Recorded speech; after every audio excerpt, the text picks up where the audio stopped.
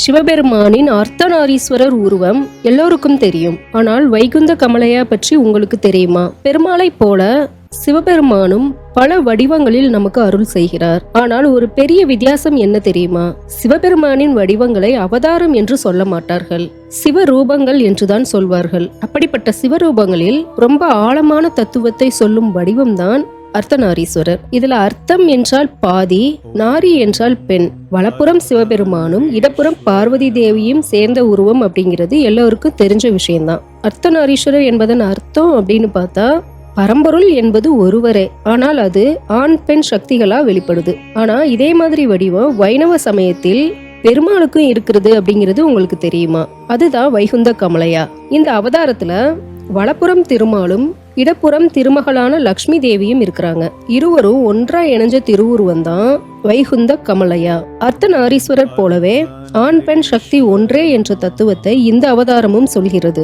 ஆனால் இதுல பெரிய ஆச்சரியமான விஷயம் என்ன அப்படின்னா, அர்த்தநாரீஸ்வரர் இந்தியா முழுவதும் எல்லாருக்கும் தெரியும். ஆனா வைகுந்த கமலையா அவதாரம் அப்படிங்கிறது ஒரு சிலருக்கே தெரிஞ்ச ஒரு அரிய வடிவமா இருக்குது. புராணங்கள்ல இந்த உருவம் பற்றி தெளிவான கதை ஒண்ணும் கிடையாது. ஆனா சில தந்திர நூல்கள்ல இந்த அவதாரம் பற்றி இருக்குது. அந்த தந்திர நூல்கள் என்னென்ன அப்படின்னு பார்த்தா, சாரதா திலகம், ஷில்பரத்னம், கிருஷ்ணானந்த தந்திரசாரம், பாஞ்சராத்திர மரபு, இவையெல்லாம் இந்த வடிவம் ரொம்ப பழமையானது அப்படிங்கிறத நமக்கு சொல்கின்றன. வரலாற்று ஆய்வுகள்ல இந்த வடிவம் முதல்ல தோன்றிய கிழக்கிந்தியாவுல கயா பகுதியிலும் சீதல கயா கோவில் கல்வெட்டுல கமலார் தாங்கின நாராயணன் அப்படின்னு குறிப்பிடப்பட்டிருக்கு. அதாவது இதன் அர்த்தம் என்னன்னு பார்த்தா, திருமகள் ஒரு பாகமா இருக்கிற நாராயணன் அப்படிங்கிற அர்த்தத்தை நமக்கு சொல்லுது. அங்கிருந்து தான் காஷ்மீர், நேபாளம் போன்ற இடங்களுக்கும் இந்த வடிவம் பற்றி தெரிய வந்திருக்குது. அப்படி இந்தியாவுல கிடைச்ச சிற்பங்கள் எங்கன்னு பார்த்தா, ஹரியானால ஜெயந்திபூர், இமாச்சல பிரதேசத்துல பைஜ்நாத் கோவில்,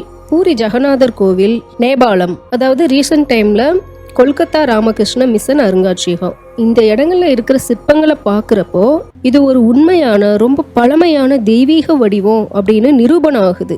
வைகுந்த கமலையா பெயர்ல வைகுந்தம் அப்படிங்கிறது திருமாலின் உலகம், கமலம் அப்படிங்கிறது தாமரை, அதாவது லக்ஷ்மி தேவியின் இருப்பிடம். அதாவது திருமாலும் திருமகளும் ஒன்றாய் இருக்கும் பரம்பொருள் வடிவம் தான் வைகுந்த கமலையா. இந்த உருவத்தின் சிறப்புகள் என்னன்னு பார்க்கலாம். பொதுவா வைகுந்த கமலையா 8 கரங்கள் இருக்கும். வலப்புறத்துல விஷ்ணு கைகள்ல சங்கு, சக்கரம், கதா மற்றும் தாமரை இருக்கும். இடப்புறத்துல லட்சுமி கைகள்ல கலசம், கண்ணாடி, ஏடு மற்றும் தாமரை இருக்கும். சில வடிவங்கள்ல கருடன் மீதும் தாமரை மீதும் ஆமை மீதும் இந்த அவதாரம் அமைஞ்சிருக்கும்.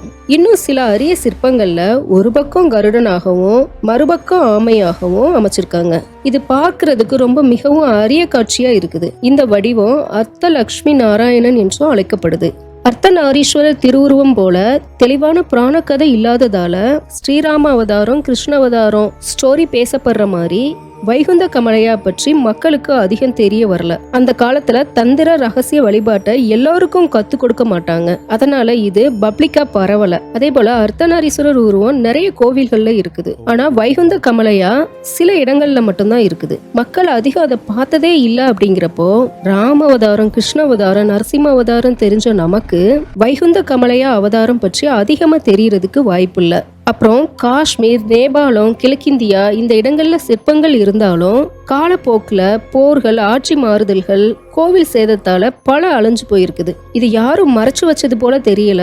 ஆனா இது பெரிய அளவுல பரவல அப்படின்னு சொல்லலாம். ஒரு வரியில சொல்லணும் அப்படின்னா, இந்த அவதாரம் பற்றிய கதை இல்ல, ரகசிய வழிபாடா இருந்திருக்குது. கோவில் குறைவா இருந்ததால பொதுமக்களுக்கும் தெரியாமலே போயிருக்குது. அர்த்தநாரீஸ்வரர் பற்றி எல்லாரும் அறிஞ்சிருக்கிறாங்க. ஆனா விஷ்ணுவின் அதே உண்மையை சொல்லும் வடிவம் இன்னும் நம்மிடம் மறைந்தே இருக்கிறது. 2 வடிவங்களும் சொல்லும் ஒரே விஷயம் என்ன அப்படின்னா, ஆண் பெண் என்பது வெளிப்புற தோற்றத்துல மட்டும்தான், உண்மையில சக்தி ஒண்ணுதான். அதுவே சிவனில் அர்த்தநாரீஸ்வரர், விஷ்ணுவில் வைகுந்த கமலையா. 2 வடிவங்களும் இப்படி ஒரே உண்மையை தான் சொல்கின்றன. இந்த அவதாரம் 99% மக்களுக்கு தெரிஞ்சிருக்க வாய்ப்பு இல்லை. உங்களுக்கு தெரியும் அப்படின்னா கமெண்ட் பண்ணுங்க. அதை பத்தி உங்களுக்கு தெரிஞ்ச விஷயங்களை ஷேர் பண்ணுங்க. இந்த மாதிரி மறைஞ்சுள்ள தெய்வ ரகசியங்கள் பற்றியும் ஆன்மீக கதைகளை கேட்கவும் நம்ம குணா தமிழ் ஸ்டோரிஸ் சேனலை சப்ஸ்கிரைப் பண்ணிட்டு பெல் ஐக்கானையும் பிரஸ் பண்ணுங்க. இந்த வீடியோ முழுமையா கேட்டதுக்கு ரொம்ப நன்றி.